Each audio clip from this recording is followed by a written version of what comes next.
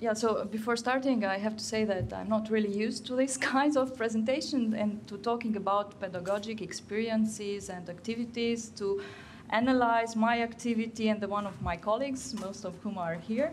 So I was asked to coordinate, not really to lead, but to coordinate or to participate in coordinating this new or innovative collaboration activity and to present it.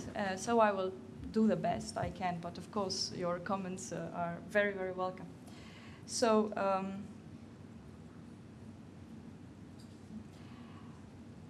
I was so the main objective of this critical analysis is to get maybe to the core questions around which this activity was built, and to try to improve such activities. And so the main aim, the main idea was actually, as Leandro said, to prepare students before doing a workshop which took place in July in Lisbon, and where 15 institutions were all part of this work package pedagogical activities were to participate, with 3 students and 1 or 2 teachers.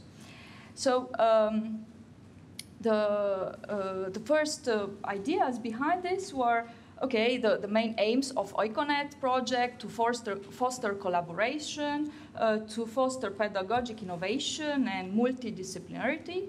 So, and this blended learning that you already heard about, so combining online collaboration with on-site, so during the workshop. So all these very general objectives.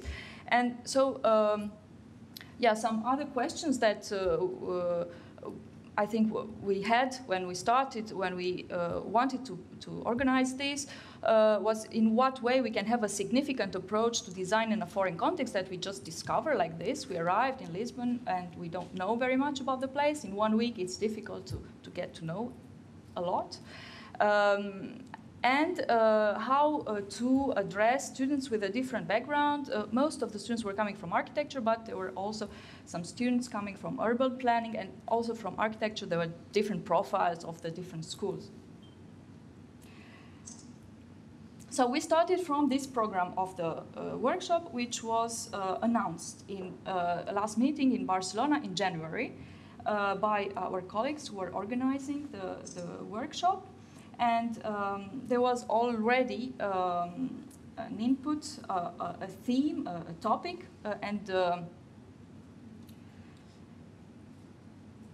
the 2 sites that were chosen. I will get back to this. And so the general ideas were.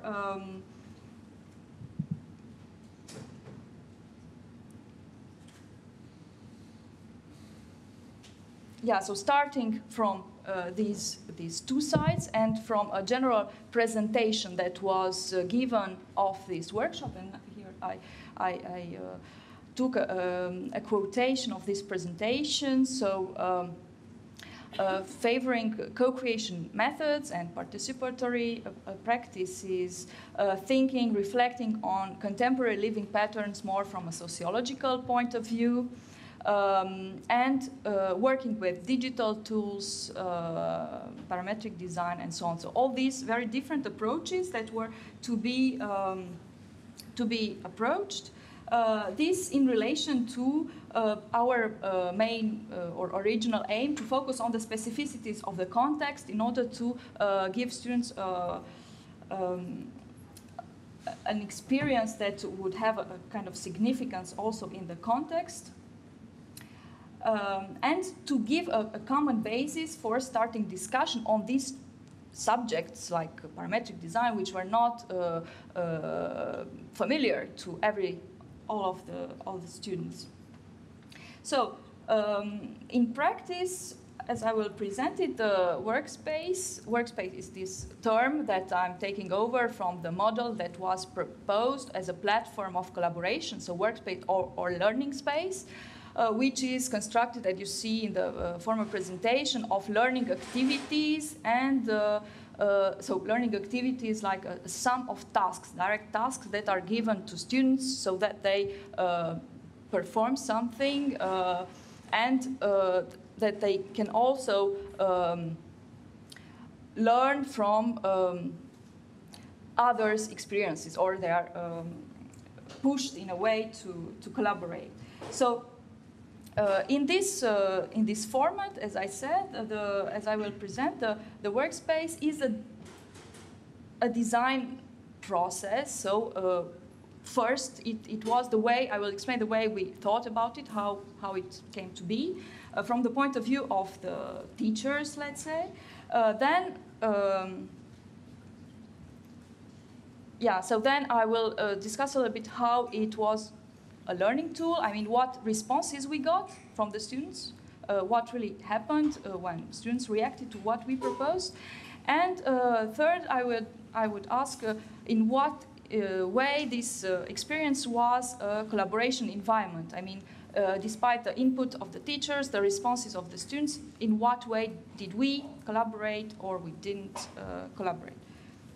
So, starting with the approach of the workspace as a design process, so design in the sense of designing the learning process. What we actually did, we exchanged around this model that we have of organizing our exchanges. And first, so a coordination group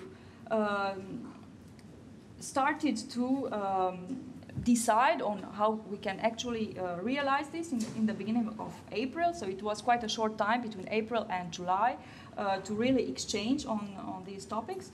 And a first draft was based on what the workshop organizers proposed. So these first themes that were very different from my point of view, of these different approaches.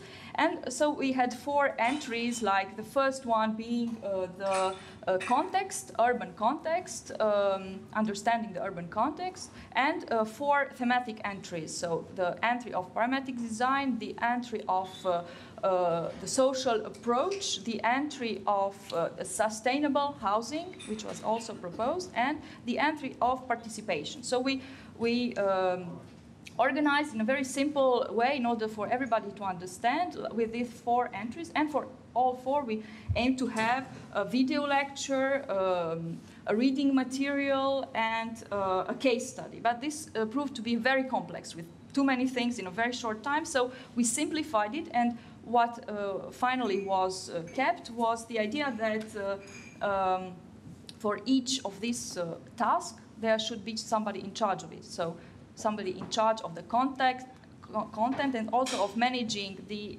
exchanges. So little by little, every task that was not managed by somebody was taken out, but we stayed with this grid, so with these 4 entries.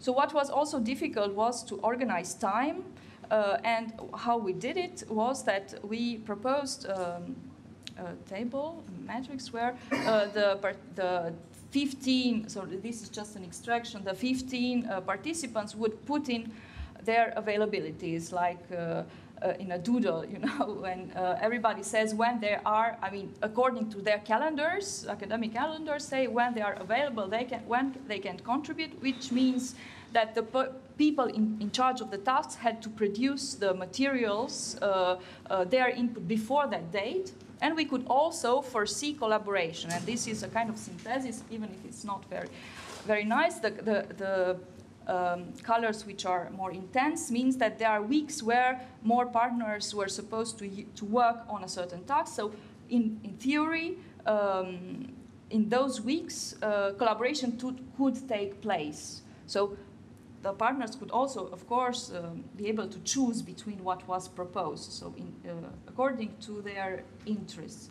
Okay, we didn't get all the responses, and finally, this did not prove efficient in order to organize time. Its utility was that actually we knew because the organizer also had tight schedules, we knew when the information had to be there in order for people to be able to work. Okay, the other tools in the organization were these detailed descriptions for 3 tasks they were provided. For others, they were just brief descriptions of what students had to do. And they accompanied more important, more developed resources for, like for example, video conferences or just videos. That were the basis of what students had to do. Like in this example, it's the video on one of the 2 sites that were chosen, high-rise district in the periphery of Barcelona, Portela district, and it was a video on the history of the creation of this district from the point of view of architecture, but architecture seen as a process. So the process of the project with the different stakeholders that took part in this process. So it was a very interesting approach, meaning to make students reflect on this housing estate, compare it to a housing estate in their own city or country, and to reflect on very interesting questions like why, what was the type of promotion of this estate? Was this a public or like a private, like in this house? Was it initially for middle class, like this one, or for other social classes?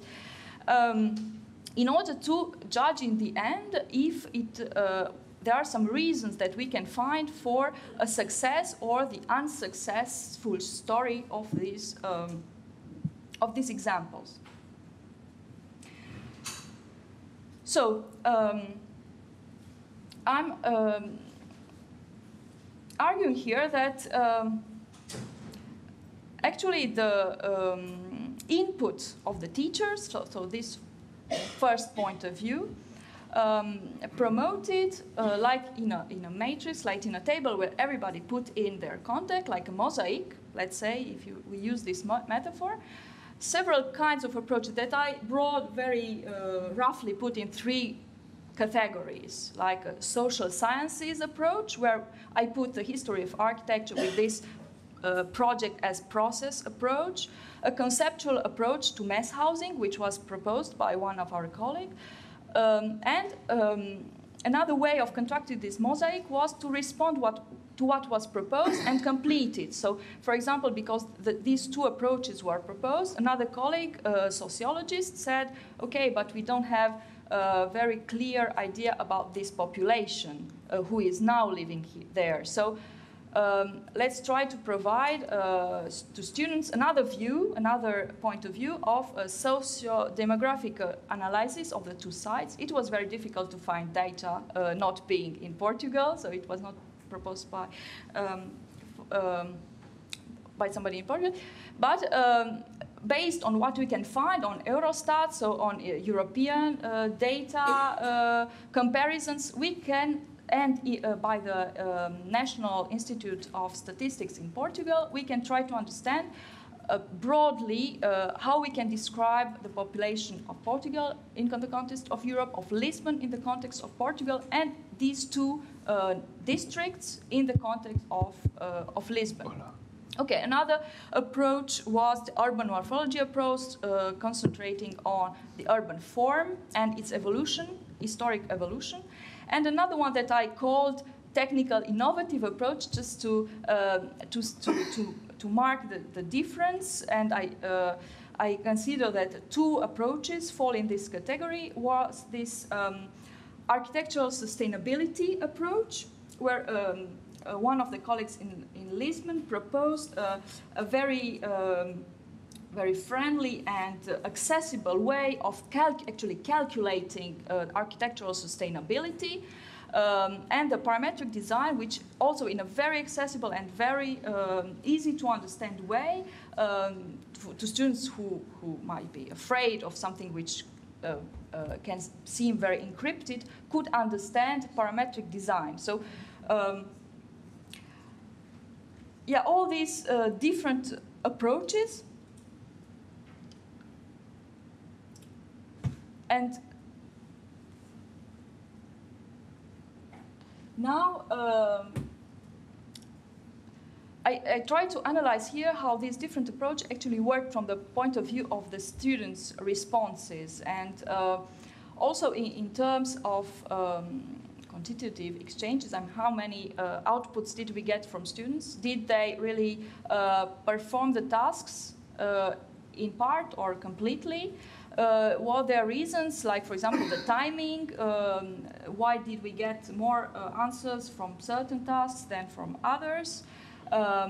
In terms of the description, was there the description more developed or less developed a condition for a kind of response? And yes, there are many different,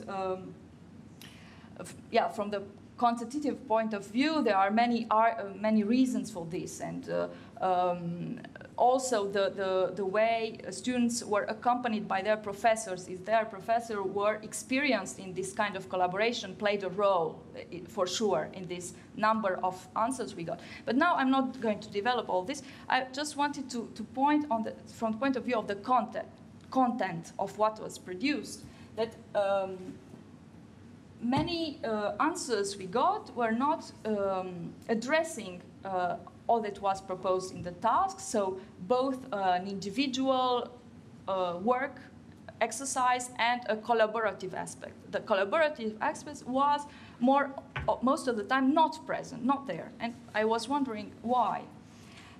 What does the one type, let's say, of collaboration was comparison. So comparing this high rise estate to another one in students' own country. And there we could see that there were 12 examples that were presented, but they were mostly compared not from the point of view of this process and from this very interesting, from the point of view of architectural studies point of view that was proposed of taking into account the stakeholders in this process. They were mostly analyzed from a more classical point of view, like, for example, density or zoning in these different examples. So I was, again, trying to ask myself, why? And I will conclude in the end. But before, another type of collaboration which took place was commenting. So commenting what the others did. But there again, there were not really comments from students. The platform was also a little bit difficult to use, not very friendly or not as friendly as we would expect. The comment, expect when we have all these models of Facebook and other social media that are very, very easy to use, so it was also a barrier. The comments were mostly from teachers who reacted in their turn to what was produced. And I sorted out in different category of comments. First, a very encouraging and positive approach, like you see here in these extracts. So, yeah, appreciating that something was taking place and something was produced in the line with what was proposed, even if it was not complete. And other kinds, let's say more critical, were showing confusion in relation to what was produced. What was produced was maybe not explained enough. I mean, there were very much graphical analysis and not so much text, or even when there was text, it was not put in a context that the public, let's say, or the teachers were waiting for in order to understand the meaning of what was being done beyond the aim of a simple exercise. And finally, asking complements to the information that was provided. So mainly pointing to what I have shown earlier, that tasks were not completed until the end. They were completed only partly, sometimes. So, like for example, taking into consideration the context of the large housing estate, or the idea of the stakeholders. But anyway, what we saw is that in the responses, the students adapted what they got and reinterpreted it and brought it more on a safe field of what they already knew to do, like what they were already trained to do, and were discussing things in the way they already had they were already used to adopt. So they were not really getting let's say, advantage of it to get a step forward and to have a completely new way of seeing things. So finally, the final step of this was on-site collaboration, so presentations of these works in the form of posters. They are not here, unfortunately. They were in Lisbon, where students put together everything and once again appropriated what they've done in order to have a coherent, from all these different tasks, to have a coherent presentation of what they've done, and they also presented it orally. And this appropriation of things in order to bring out questions, reflections that would be interesting to discuss further, I think was a very enriching way of building on this exchange, and in giving something as a basis to the workshop that was starting. And of course, there were also other advantages, like, for example, I would stress the benchmark of formal, establishing a benchmark, very high level of formal analysis, so form of space and graphical representation, which was very helpful, for example, for students coming from town planning and not having these graphic abilities, and also this idea of having a basis for working on themes that were not at all approached before, like parametric design or sustainable architecture. However, seeing these difficulties of collaboration and my original questions on what kind of approach did we actually promote by this activity? I mean, how could we describe it, and what is the innovative part of it? And of this collaboration, I mean, what this collaboration could be good for. I realized that,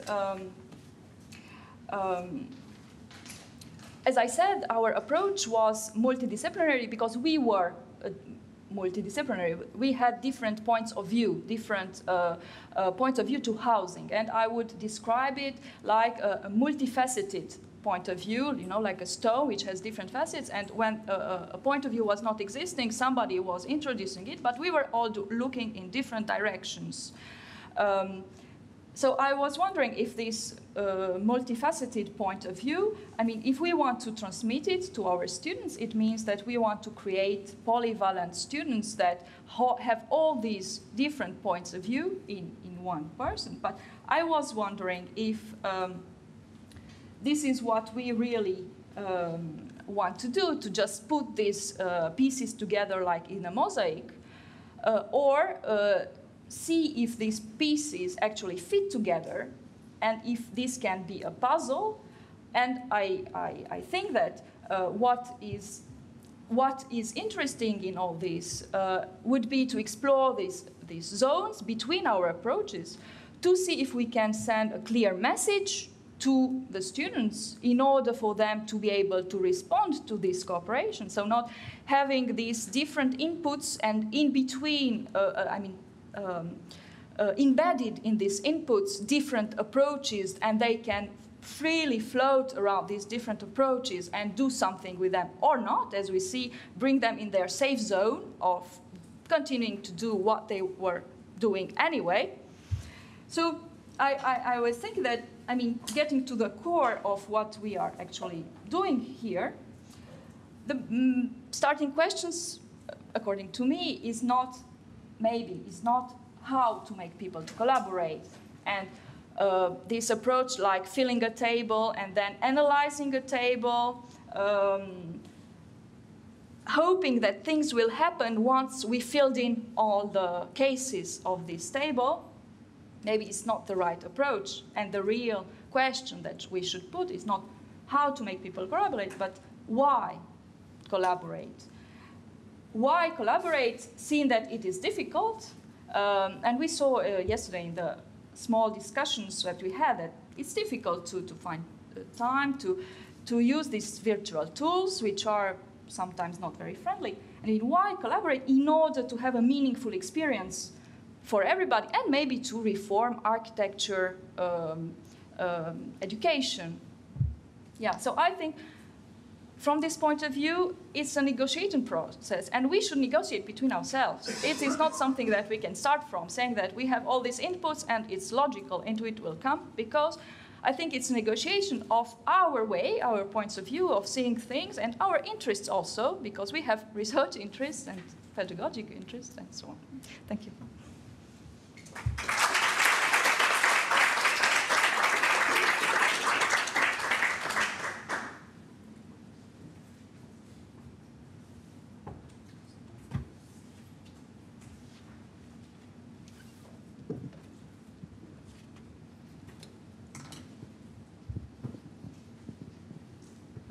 Well, thank you very much, Adriana. I think we could all follow your reflections live. So I think it has been a very good exercise to do it here in public. I think very helpful for everybody to have a critical standpoint over the work and asking these significant questions. Why collaboration? Perhaps going back also to the critique of Giancarlo Di Carlo, before how, why, right? So perhaps we can apply also this critique to our design process in the learning. I think you have any questions, please?